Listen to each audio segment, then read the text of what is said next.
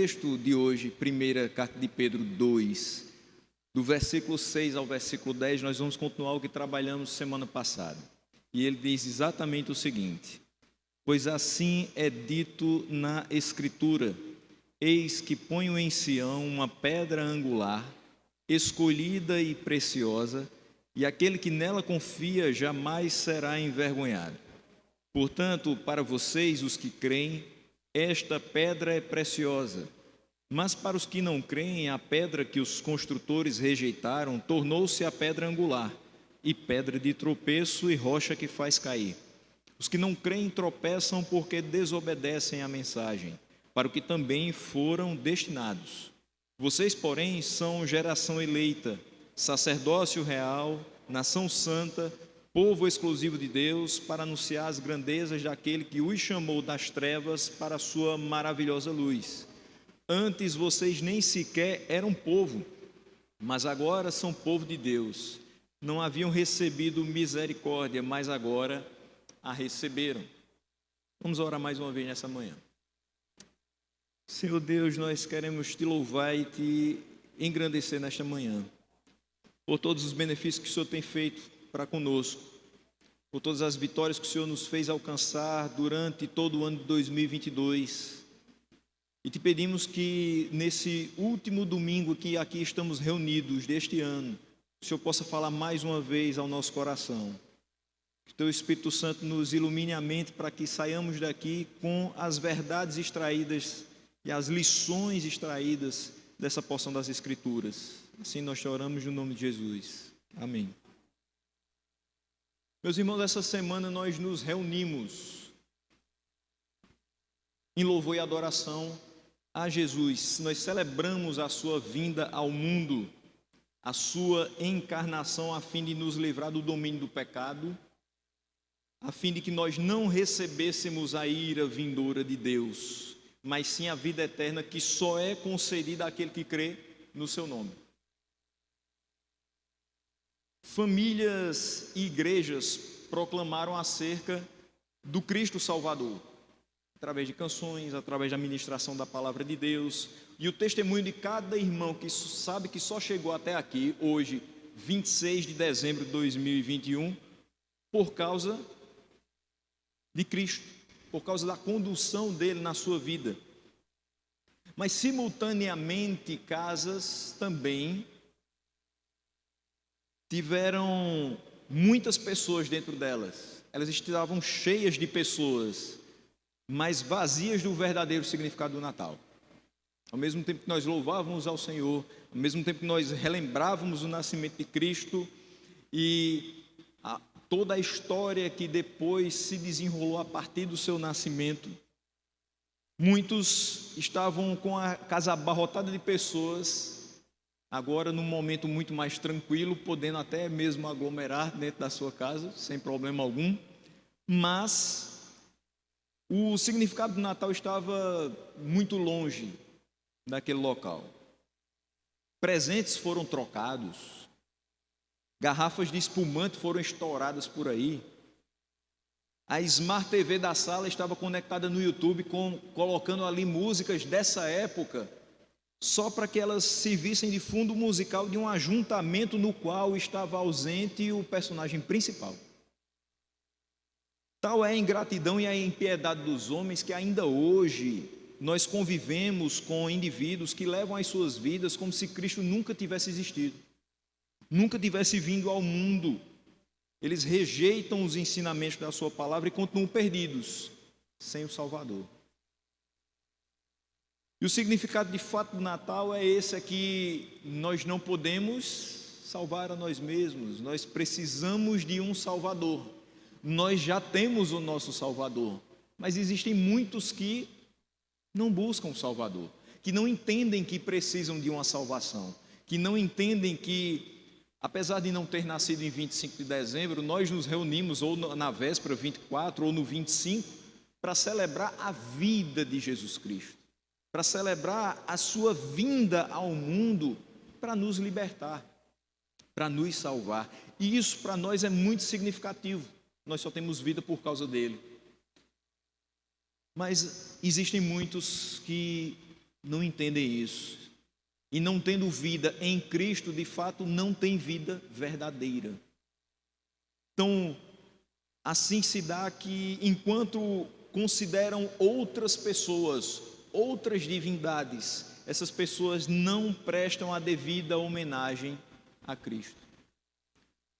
Daí no versículo 6, Pedro nos lembra o que fora predito de Cristo, para que o desprezo ou a rejeição dele, ainda em nossa época, não nos afaste da fé.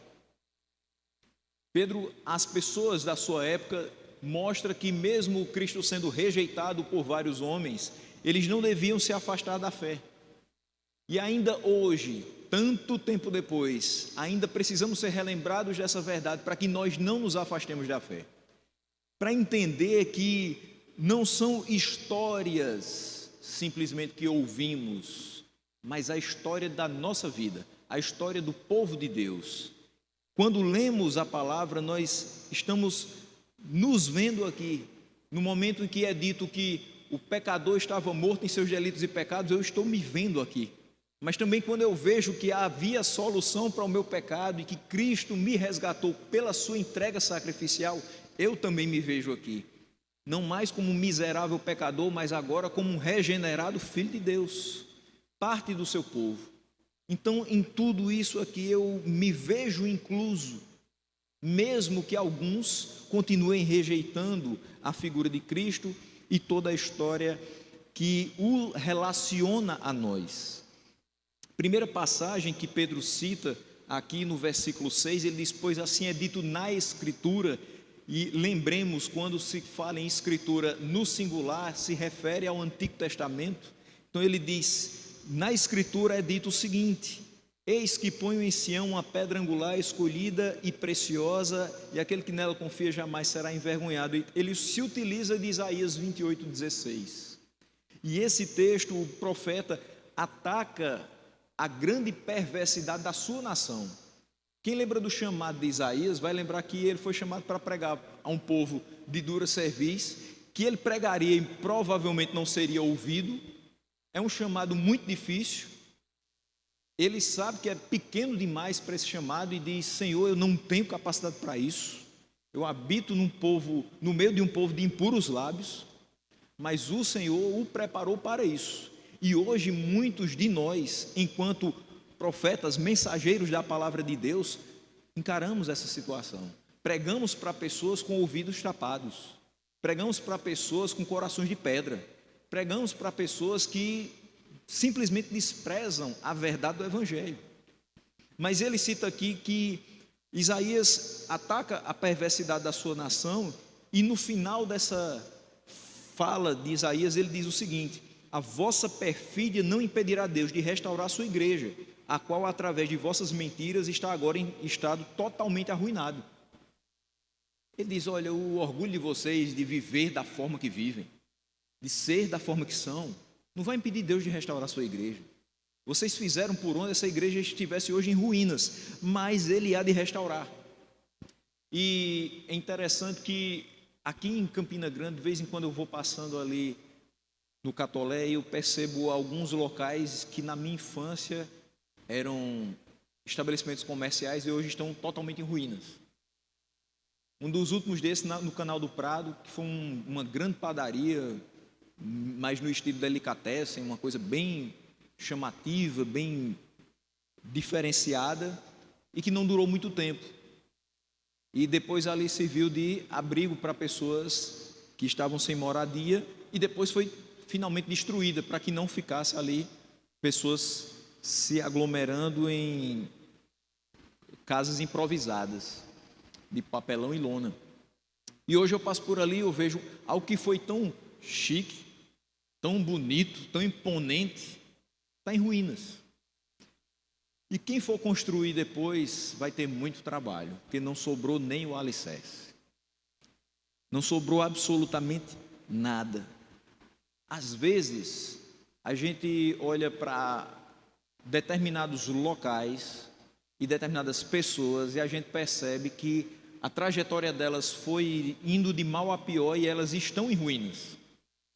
Igrejas que pregavam o evangelho verdadeiro e que hoje se dobram diante de uma ideologia, porque eu não vou chamar de teologia, uma ideologia da prosperidade, estão em ruínas, fazendo com que pessoas abram seus bolsos, mas esqueçam de abrir os seus corações para a verdade que liberta.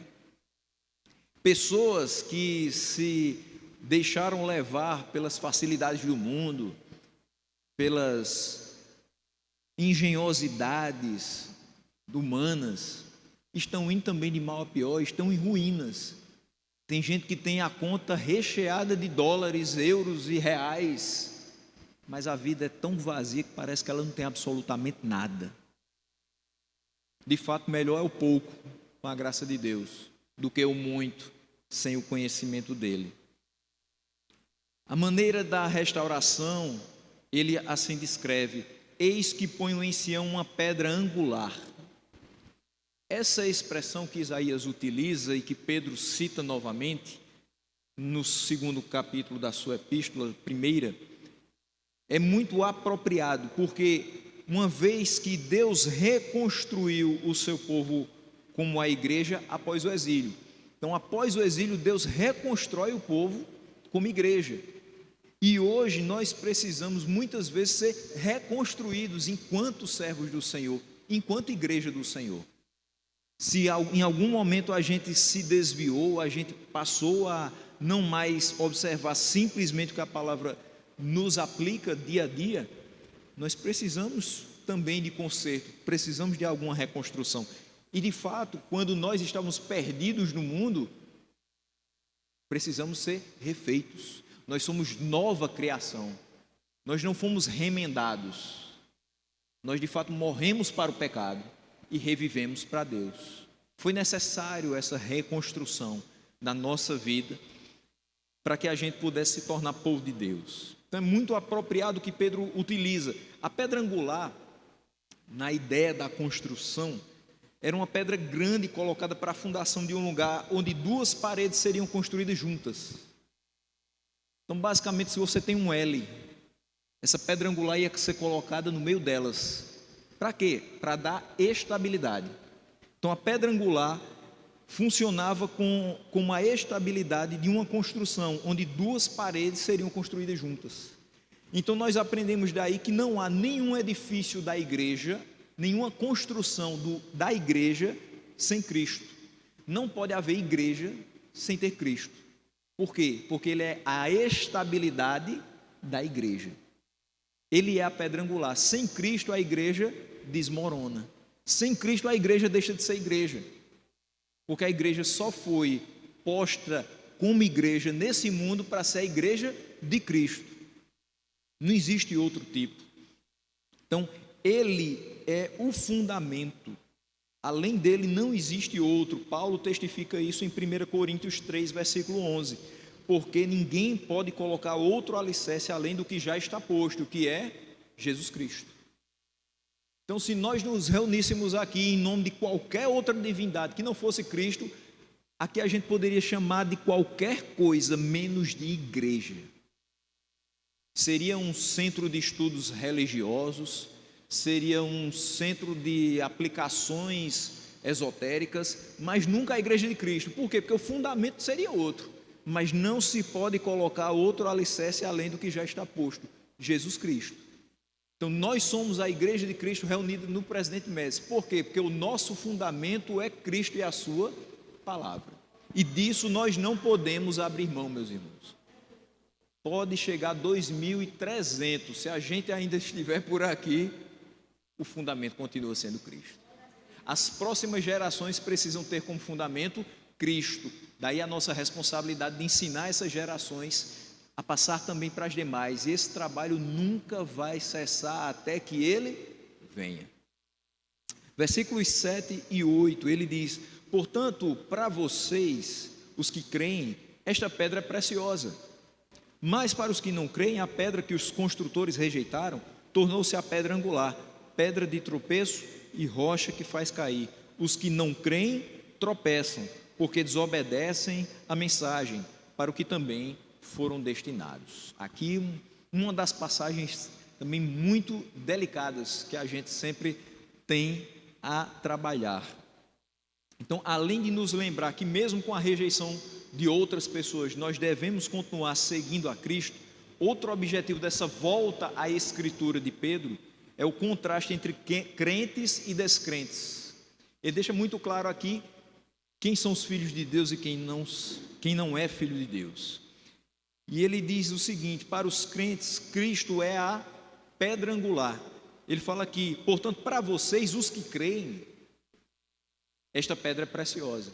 Então, essa pedra angular, para nós que somos crentes, é uma pedra preciosa, é a maior preciosidade. Nos momentos em que a gente aqui em Campina Grande, poucas vezes, mas vezes muito marcantes, teve locais de alagamento e que entrava na casa de algumas pessoas, essas pessoas perdiam seus móveis, perdiam feira. Me lembro que há uns 7 ou 8 anos, a gente teve um momento assim bem difícil em que a água bateu em várias localidades assim de periferia e pessoas realmente ficaram sem absolutamente nada. E quando essas coisas acontecem, as pessoas dizem: e agora? Eu perdi tudo. O pouco que eu tinha se foi. Eu não tenho mais nada nem para me segurar aqui. O que é que eu vou fazer? Desempregado, sem dinheiro, sem alimentos, perdi meus móveis, às vezes a casa que caiu, o telhado que cedeu. O que é que eu vou fazer da minha vida? Existe uma canção muito antiga do pastor já falecido Eliezer Rosa, que sempre falou muito comigo, que ele diz: se você perdeu tudo aqui, menos a fé em Deus, você não perdeu nada. Você perdeu tudo nessa vida, menos a fé, você vai reconstruir. Se a igreja perder tudo, seus templos, sua riqueza, seus móveis, seus equipamentos tecnológicos, mas não perder a fé, tudo será reconstruído, porque a igreja do Senhor tem como fundamento Cristo, não tem como fundamento outras coisas. Então, se você não perdeu a fé, você vai continuar seguindo. É a nossa preciosidade. Eu tenho coisas de valor imenso. Eu gosto de ver o balanço daquela bolsa de valores. Interessante como as pessoas ganham muito num dia e perdem muito no outro. Tem gente que só falta se matar porque perdeu 6 bilhões, as ações caíram 10%. Se você perder tudo aquilo, mas se o fundamento da sua vida estiver em Cristo, você fica de pé. A preciosidade não está nos cofres, está aqui dentro. A preciosidade a gente carrega com a gente. Por quê? Porque habita ricamente em nós a palavra dele, que nos garante que se estivermos com ele, nós de fato teremos uma vida, e uma vida eterna. Então os crentes colocam a sua confiança em Cristo, creem nele, e por isso eles jamais serão envergonhados. O jamais ser envergonhado não é simplesmente o você nunca ficará pobre a ponto de ter que bater na porta do seu vizinho e se sentir envergonhado porque você está pedindo um alimento. Não, isso não é vergonha. Vergonha é roubar. Você ter necessidades é próprio de determinadas circunstâncias da vida humana. Mas não serão envergonhados porque aquele em quem eles creem nunca os desamparará. É nesse sentido.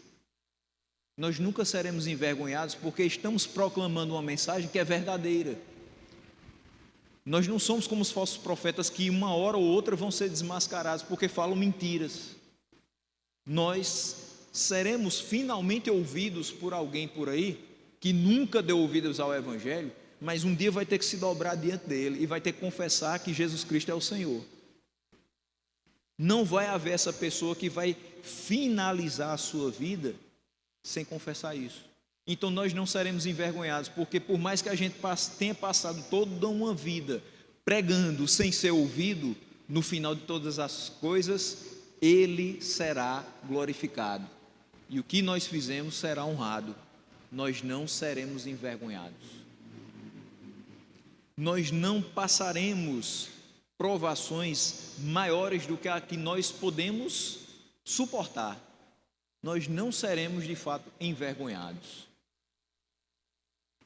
Jesus Cristo é o objeto da nossa fé e vai honrar a nossa dependência dele. Agora entenda, você não vai ser envergonhado quando você de fato depender dele.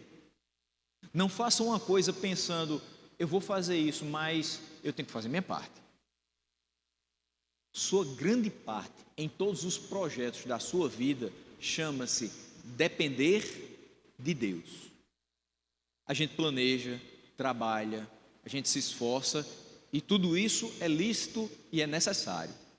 Mas a grande parte que nós fazemos é confiar em Deus e depender dele. Porque se eu fizer todo o resto e não depender dele, tudo vai abaixo. Eu posso ter o melhor planejamento estratégico para a minha empresa. Sem o fundamento, que é Cristo, ela vai falir. Eu posso ter as melhores pessoas para gerir os meus negócios. Sem o pensamento de glorificar a Cristo com aquele negócio, nada vai funcionar. Eu posso ter os melhores professores de teologia a me ensinar no seminário, mas se o ministério que Deus me deu não for usado para a glória dele, ele me tira de onde eu estou. Não adianta, eu só posso ter como garantia de não ser envergonhado, porque estou em Cristo, se de fato eu vivo nele, dependendo dele. Se eu entrego totalmente a minha vida para que ele a conduza da maneira que ele quiser. No grande dia do julgamento, os crentes vão sair vitoriosos, rumo à glória eterna. Essa é uma certeza que a gente tem. Todas as obras serão colocadas à luz, mas nós já tivemos quem nos substituiu para o pagamento da dívida. Nós sairemos vitoriosos daquele julgamento rumo à glória eterna, mas os descrentes, eles são construtores loucos que rejeitam a pedra angular, que rejeitam Cristo.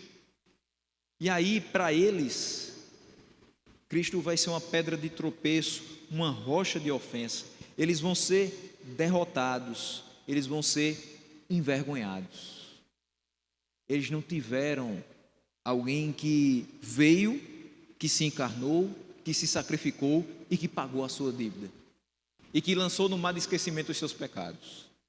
Eles continuam não somente tendo a consequência dos seus pecados, mas ainda a própria dívida, o próprio débito a ser pago. Então aqui ficam evidentes duas atitudes para com a pedra angular. Alguns confiam em Cristo e outros o rejeitam. E, em consequência a essa rejeição, tropeçam e caem. Por quê? Porque desobedecem a mensagem, como diz o versículo 8. Mas o versículo 8 também diz que para isso eles também foram destinados. Nós entendemos, segundo Efésios 1, versículo 4, que nós fomos eleitos antes da fundação do mundo. Então nós fomos destinados à salvação. Nós entendemos que o plano eterno de Deus nos incluía, e isso é um grande privilégio. Mas existem aqueles que também foram destinados à perdição. Como compreender isso? Existem aqueles que foram designados à incredulidade. Nós lemos isso acerca de Faraó. Ele foi posto para esse fim. Qual o fim que Faraó foi posto? Resistir a Deus. O tempo todo ele dizia que libertaria o povo, mas na realidade Deus endurecia o seu coração. E assim foram passando. Poderia ter até mais pragas, ele não iria abrir mão do seu poderio sobre aquele povo, e isso pela vontade do próprio Deus.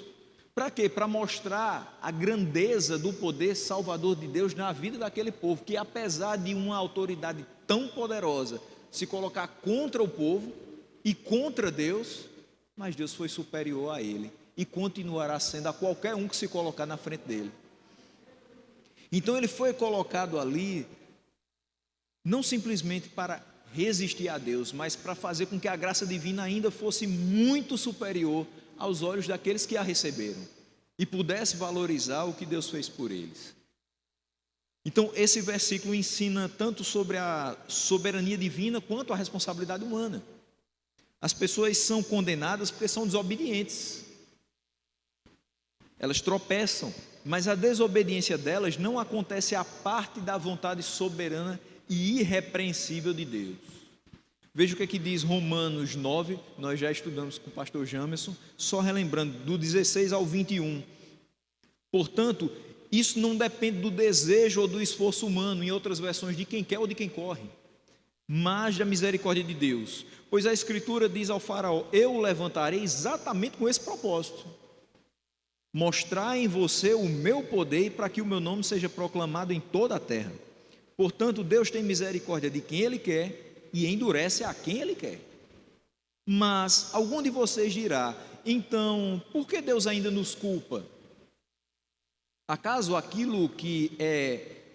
Pois quem resiste à sua vontade?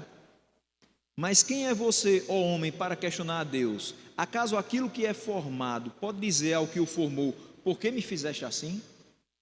O oleiro não tem direito de fazer do mesmo barro um vaso para fins nobres e outro para os desonrosos?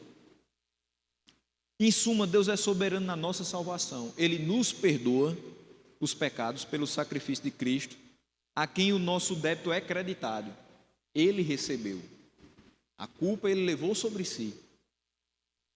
Mas aqueles que lhe rejeitam, por ação soberana dele, e porque para isto foram designados, são responsáveis pelas suas ações. Ou seja, eles são responsáveis pelos seus pecados. Eles próprios pagarão as suas dívidas. É complicado porque a gente tem pessoas na nossa família que a gente não gostaria que passasse por isso. É complicado porque a gente lembra de pessoas que se foram muito próximas nossas, que não aprenderam nada sobre isso. E que não tiveram a oportunidade de entender. Elas tiveram a oportunidade de ouvir, mas talvez não de entender que o homem em Cristo tem o perdão dos pecados e o pagamento das suas dívidas. Mas o homem sem Cristo, ele é refém dos seus pecados e ele vai pagar com sua vida as suas dívidas. Para os que estão em Cristo, vida eterna. Para os que morrem sem Cristo, é morte eterna. Não tem meio termo. Não tem. Por mais que a religiosidade medieval tenha colocado um meio termo, um caminho intermediário, um tempo para se regenerar, não tem. Ou somos salvos, ou somos condenados. Ou somos de Cristo, ou não somos de Cristo. Ou o nosso destino eterno é a glória celestial, ou o destino eterno é o inferno. A Bíblia não apresenta uma terceira via. E é necessário que a gente seja relembrado disso. Os crentes têm segurança perfeita em Cristo. Os descrentes não têm segurança alguma, porque em si mesmos eles não encontram. Qual a segurança que eu posso ter de mim mesmo?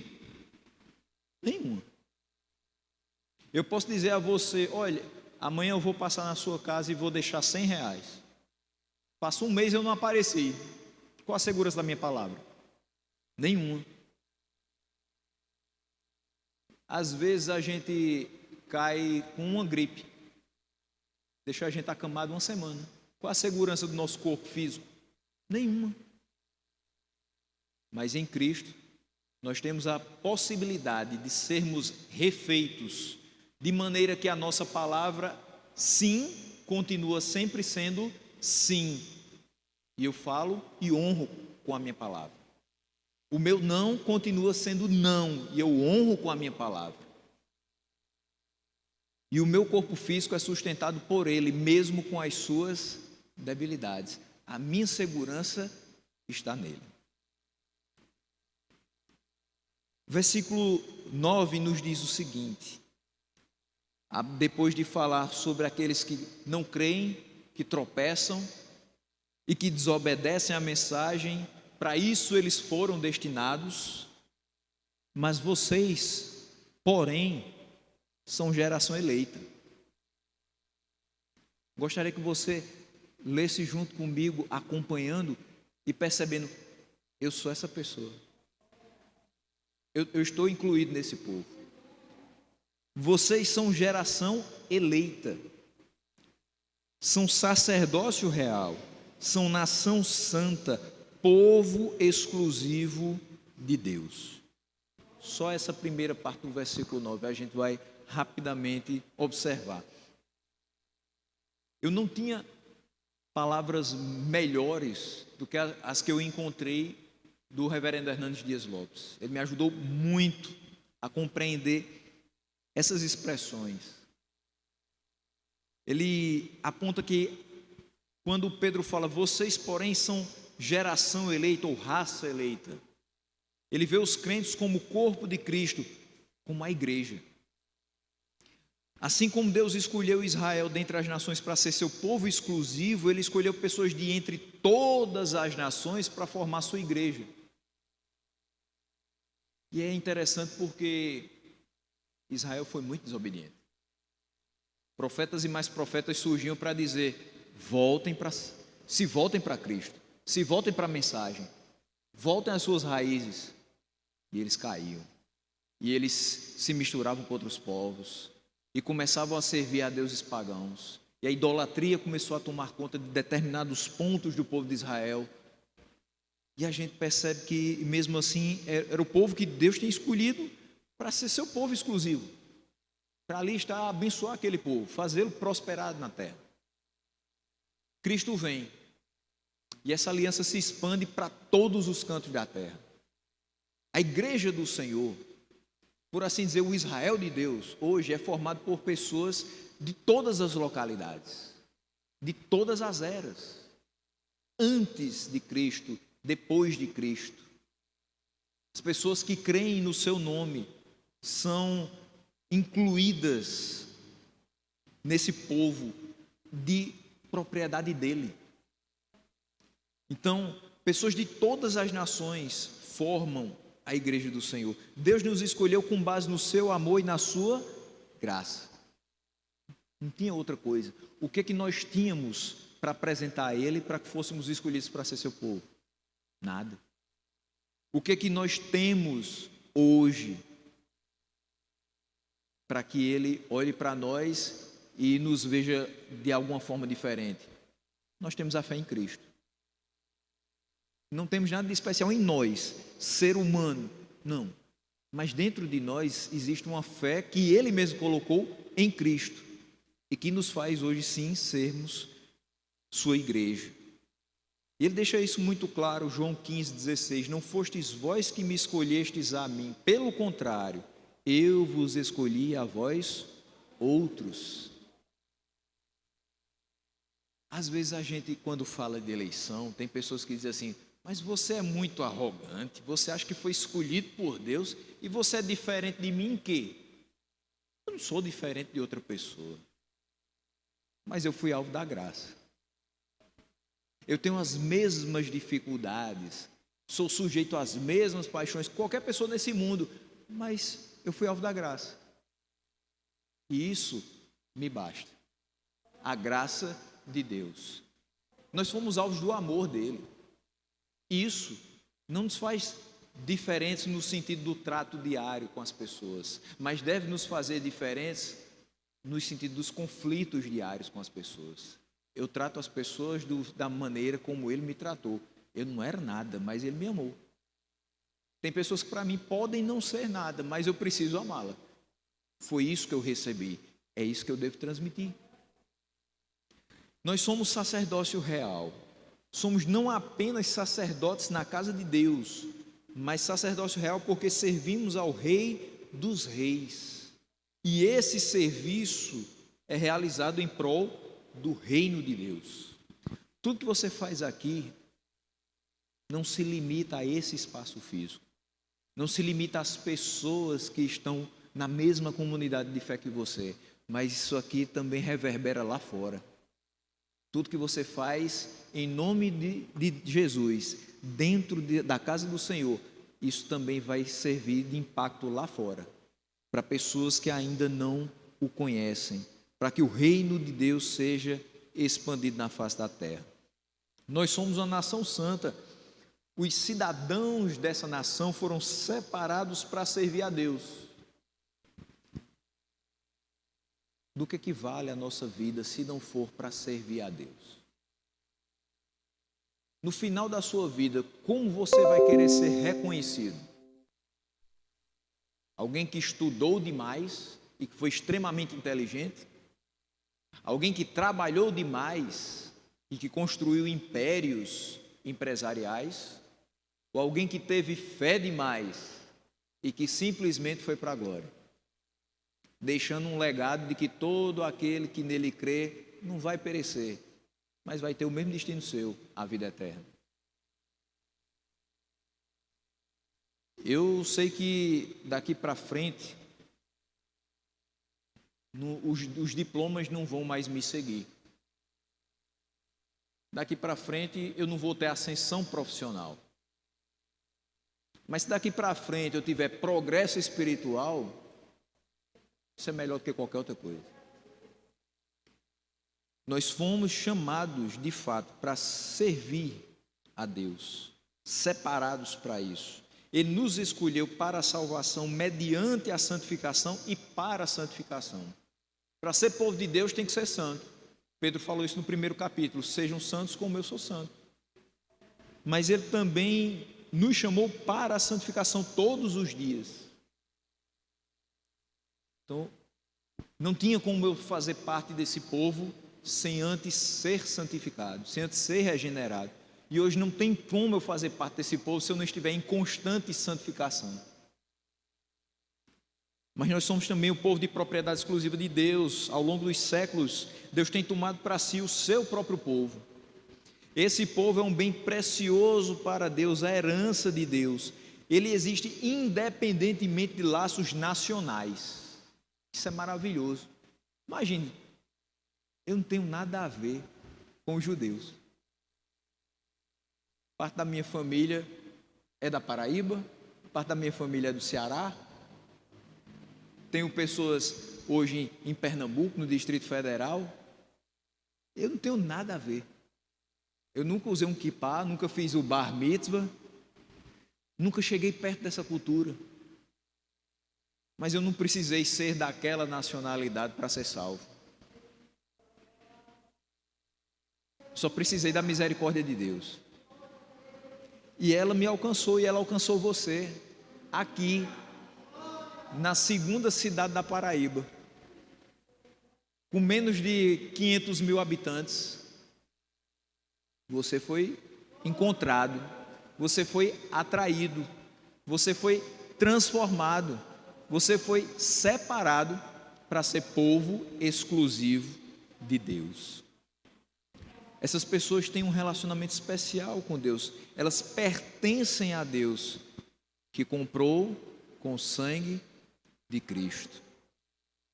Fechando, meus irmãos, versículo 9, parte B, e o versículo 10. Nós somos tudo isso, mas nós temos uma missão: para anunciar as grandezas daquele que os chamou das trevas para a sua maravilhosa luz. Antes vocês nem sequer eram povo, mas agora são povo de Deus. Não haviam recebido misericórdia, mas agora receberam. A nossa missão no mundo é sublime. Depois de descrever os privilégios e os atributos da igreja, Pedro então fala sobre a missão dessa igreja. Nós fomos chamados do mundo.